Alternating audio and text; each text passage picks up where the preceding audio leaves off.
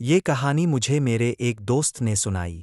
یہ بات کراچی کے محمود آباد کی ہے، جہاں ایک لڑکی عائشہ کے ساتھ کچھ ایسا ہوا کہ اس کی یاد آج بھی دل دہلا دیتی ہے۔ یہ کہانی صرف ڈراؤنی نہیں، بلکہ ایک گہرا سبق بھی دیتی ہے جو زندگی بھر یاد رہتا ہے۔ تو کان کھول کر سنو، کیونکہ یہ رات کی تاریکی میں چھپے اسرار کی داستان ہے، جہاں کالے جادو کا سایہ ایک معصوم جان پر پڑا اور سب کچھ تباہ کر گیا۔ عائشہ ایک متوسط گھرانے کی لڑکی تھی، جس کی آنکھوں میں خوابوں کی چمک تھی۔ وہ محمود آباد میں رہتی تھی۔ اس کے والد رشید صاحب سرکاری ملازم تھے جو صبح سے شام تک محنت کرتے۔ اس کی والدہ شازیہ بیگم گھریلو خاتون تھیں جو اپنی بیٹی کی ہر خواہش پوری کرنے کے لیے دن رات ایک کر دیتیں۔ عائشہ بچپن سے پڑھائی میں غیر معمولی تھی۔ اسکول میں وہ ہمیشہ اول درجہ لیتی اور اساتذہ اس کی تعریف کرتے نہ تھکتے۔ اس کا خواب تھا کہ وہ ڈاکٹر بنے اور غریبوں کا مفت علاج کرے۔ اس کی مسکراہٹ ایسی تھی کہ ہر کوئی اس کا گرویدہ ہو جاتا۔ عائشہ کی زندگی اس وقت ایک عجیب موڑ پر آئی جب اس کی منگنی بچپن میں ہی اس کے کزن فیصل سے کر دی گئی۔ یہ خاندانی روایت تھی کہ بچوں کی منگنی کم عمری میں کر دی جائے۔ عائشہ اس وقت صرف 12 سال کی تھی اور فیصل 14 سال کا۔ بچپن میں دونوں اچھے دوست تھے، گلیوں میں کھیلتے، شرارتیں کرتے اور ہنسی مذاق میں وقت گزارتے۔ لیکن جیسے جیسے وقت گزرا، دونوں کی راہیں جدا ہو گئیں۔ عائشہ اپنی پڑھائی اور خوابوں کی طرف بڑھتی گئی، جبکہ فیصل ایک الگ راستے پر چل پڑا۔ فیصل کی کہانی فیصل، جو کبھی عائشہ کا بچپن کا ساتھی تھا، جوانی میں بدل گیا۔ اس نے 8ویں جماعت کے بعد پڑھائی چھوڑ دی اور محمود آباد کے گلی کوچوں میں آوارہ گردی شروع کر دی۔ محلے کے بگڑے ہوئے لڑکوں کے ساتھ گھومنا، سگریٹ پینا، چھوٹی موٹی چوریاں کرنا اور لڑائی جھگڑے اس کا معمول بن گئے۔ لوگ اسے فیصل چور کہنے لگے۔ اس کے والدین اسلم صاحب اور زینب بی بی نے اسے سدھارنے کی بہت کوشش کی۔ اسلم صاحب اسے مارتے اور زینب بی بی سمجھاتیں، لیکن فیصل پر کوئی اثر نہ ہوا۔ وہ دن با دن برائی کی طرف بڑھتا گیا۔ دوسری طرف عائشہ نے اپنی تعلیم جاری رکھی۔ اس نے میٹرک میں اسکول میں سب سے زیادہ نمبر لیے، پھر کالج میں داخلہ لیا اور اپنے خوابوں کی طرف بڑھنے لگی۔ وہ نہ صرف ذہین تھی بلکہ خوبصورت بھی۔ اس کی سادگی اور خلوص ہر کسی کو متاثر کرتا۔ لیکن فیصل کی خراب عادتوں کی وجہ سے عائشہ کے والدین نے فیصل کے گھر والوں سے کہا کہ وہ یہ رشتہ نہیں چاہتے۔ ہم اپنی بیٹی کی زندگی اس آوارہ لڑکے کے ہاتھوں برباد نہیں کر سکتے، رشید صاحب نے کہا۔ یہ فیصل اور اس کے خاندان کے لیے بڑا دھچکا تھا۔ زینب بی بی نے عائشہ کے گھر جا کر منت کی، لیکن عائشہ کے والدین اپنے فیصلے پر اٹل رہے۔ آخر کار منگنی ٹوٹ گئی۔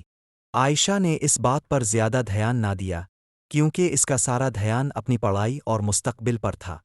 لیکن شاید اس فیصلے نے فیصل کے دل میں ایک ایسی آگ بھڑکائی جو عائشہ کی زندگی کو تباہ کر دے گی۔ منگنی ٹوٹنے کے چند ماہ بعد عائشہ کے ساتھ عجیب واقعات شروع ہوئے۔ پہلے اسے رات کو ڈراؤنے خواب آنے لگے۔ وہ ایک سیاہ سایہ دیکھتی جو اس کا پیچھا کرتا۔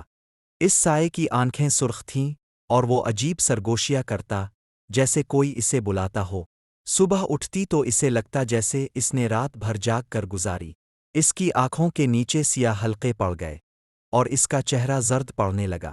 وہ تھکاوٹ اور کمزوری محسوس کرتی، لیکن سمجھ نہ پاتی کہ کیا ہو رہا ہے۔ عائشہ کے والدین نے سوچا کہ شاید یہ پڑھائی کا دباؤ ہے، لیکن محلے کی ایک خاتون نے کہا کہ یہ نظر بد کا اثر ہو سکتا ہے۔ انہوں نے ایک عامل سے رابطہ کیا جو خود کو بڑا عالم کہتا تھا۔ اس جعلی عامل نے عائشہ کو دیکھ کر کچھ تعویذ دیے اور دعویٰ کیا کہ وہ اسے ٹھیک کر دے گا۔ اس نے جڑی بوٹیاں جلائیں، عائشہ کے سر پر پھونکے اور بھاری رقم لی۔ اس نے جھوٹ بولا کہ سب ٹھیک ہو جائے گا، لیکن اس کے بعد عائشہ کی حالت اور خراب ہو گئی۔ وہ رات کو عجیب آوازیں سنتی، جیسے کوئی اس کے کمرے میں سرگوشیاں کر رہا ہو۔ پریشان ہو کر عائشہ کے والدین نے ایک اور عامل سے رابطہ کیا جو محلے میں مشہور تھا۔ اس نے بھی وہی ڈرامہ کیا، تعویذ، جھاڑ پھونک اور عجیب تیل سے مالش۔ اس نے بھی بڑی رقم لی اور کہا کہ وہ عائشہ پر سے بدرو نکال دے گا۔ لیکن اس کے بعد عائشہ کے خواب اور خوفناک ہو گئے۔ وہ ایک عورت کی شکل دیکھتی جس کے بال لمبے اور چہرہ سیاہ تھا۔ وہ عورت اسے اپنی طرف بلاتی اور کہتی، تم میری ہو۔ عائشہ صبح روتے ہوئے اٹھتی اور اپنی ماں سے لپٹ جاتی۔ उन जाली आमिलों ने आयशा के घर वालों को लूटा और उनका वक्त ज़ाय किया।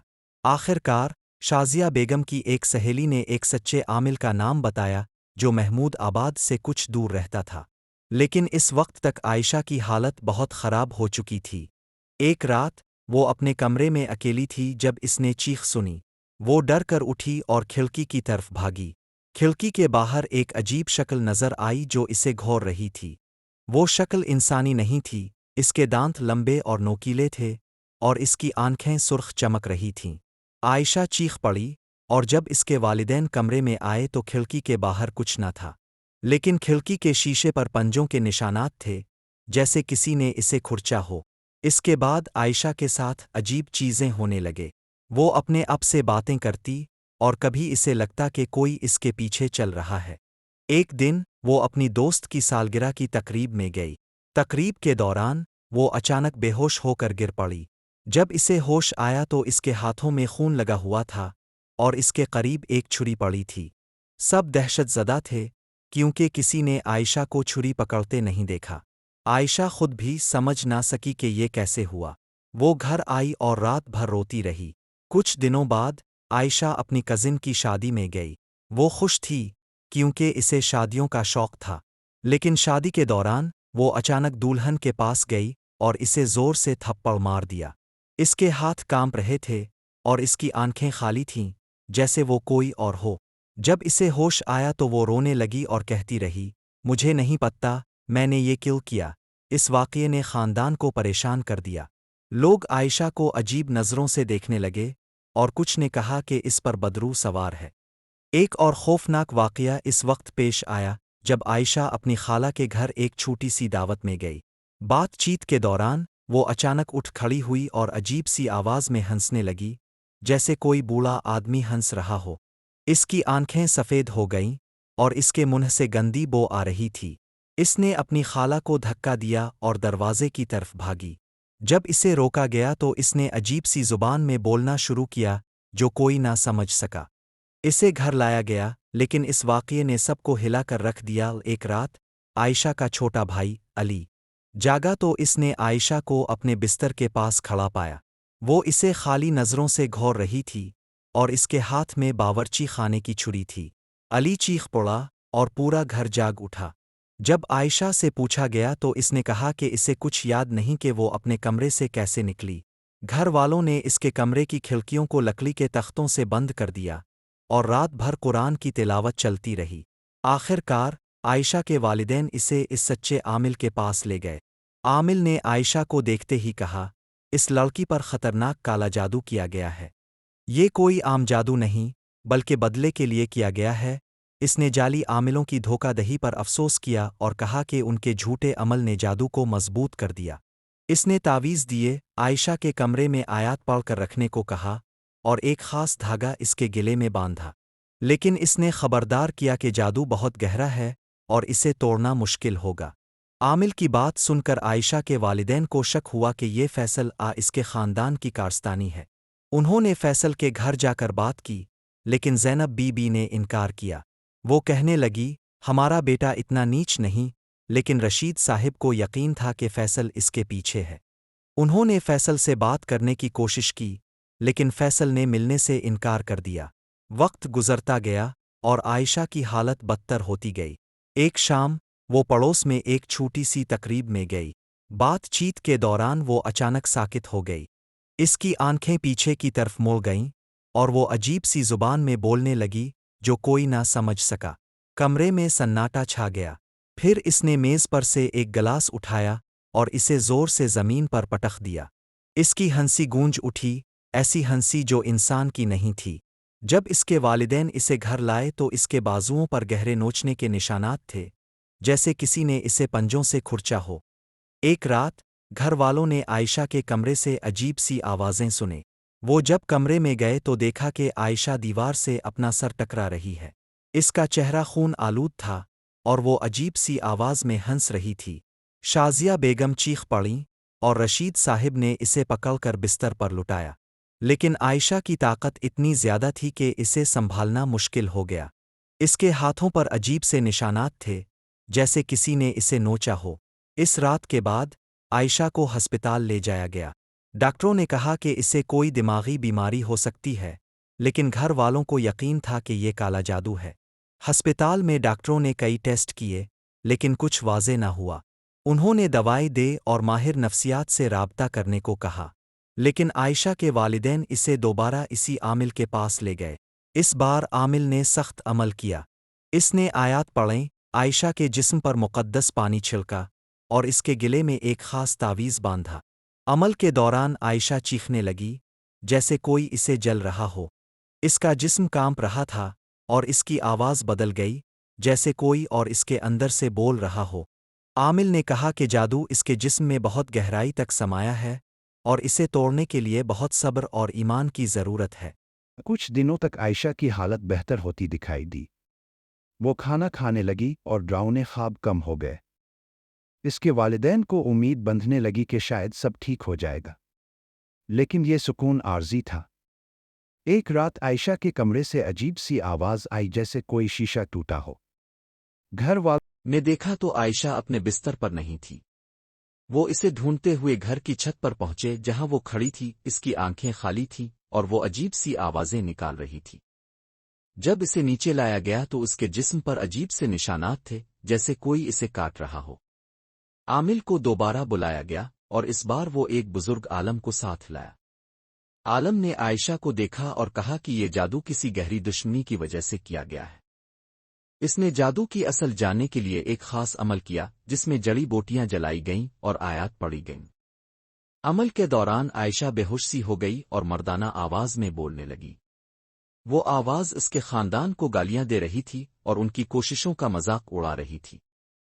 اس آواز نے فیصل کا نام لیا اور اسے دھوکے باز کہا۔ عالم نے کہا کہ جادو فیصل کے خاندان سے جڑا ہے اور شاید کوئی قریبی رشتہ دار اس کے پیچھے ہے۔ عائشہ کے والدین نے فیصل کے گھر جا کر بات کی۔ اس بار زینب بی بی ٹوٹ گئیں اور رونے لگیں۔ انہوں نے اعتراف کیا کہ منگنی ٹوٹنے کے بعد انہوں نے غصے میں ایک جادوگر سے رابطہ کیا تھا۔ ان کا کہنا تھا کہ وہ صرف عائشہ کو تھوڑا نقصان پہنچانا چاہتی تھیں، اسے تباہ نہیں کرنا چاہتی تھیں۔ انہوں نے معافی مانگی، لیکن عائشہ کے والدین غصے میں تھے۔ انہوں نے کہا کہ اگر عائشہ کو کچھ ہوا تو وہ زینب بی بی کو کبھی معاف نہیں کریں گے۔ جادو توڑنے کی تمام کوششوں کے باوجود عائشہ کی حالت بگڑتی گئی۔ وہ کھانا بالکل چھوڑ چکی تھی اور اس کا جسم کمزور ہو گیا۔ اس کی آنکھیں جو کبھی چمکتی تھیں اب خالی اور بے جان تھیں۔ اس کی جلد موت کی طرح زرد پڑ گئی۔ ایک رات جب شدید طوفان آیا، گھر والوں نے عائشہ کے کمرے سے زور کی آواز سنی۔ وہ جب کمرے میں پہنچے تو دیکھا کہ بند کھڑکی کا تختہ ٹوٹ چکا تھا اور عائشہ بارش میں بھیگ کر کمرے کے بیچ میں کھڑی تھی۔ اس کے ہونٹ ہل رہے تھے لیکن کوئی آواز نہیں نکل رہی تھی۔ اچانک وہ گر پڑی اور اس کے منہ سے خون بہنے لگا۔ گھر والوں نے اسے ہسپتال لے جانے کی کوشش کی، لیکن وہ راستے میں ہی دم توڑ گئی۔ عائشہ کی موت نے پورے محمود آباد کو سوگ میں ڈبو دیا۔ اس کی موت ایک مہمہ بن گئی۔ کچھ لوگوں نے کہا کہ یہ جادو کی وجہ سے ہوا، کچھ نے کہا کہ اس نے خودکشی کی، لیکن حقیقت کیا تھی کوئی نہیں جانتا۔ عائشہ کے جنازے میں پورا محلہ امڈ آیا۔ اس کی ماں رات دن روتی رہی اور اس کے والد خاموشی سے اپنی بیٹی کی یادوں میں کھو گئے۔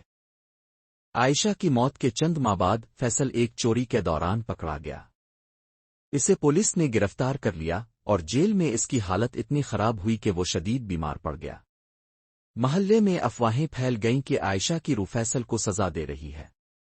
زینب بی بی جو اپنے کیے پر پچھتا رہی تھیں گھر سے باہر نہ نکلتیں۔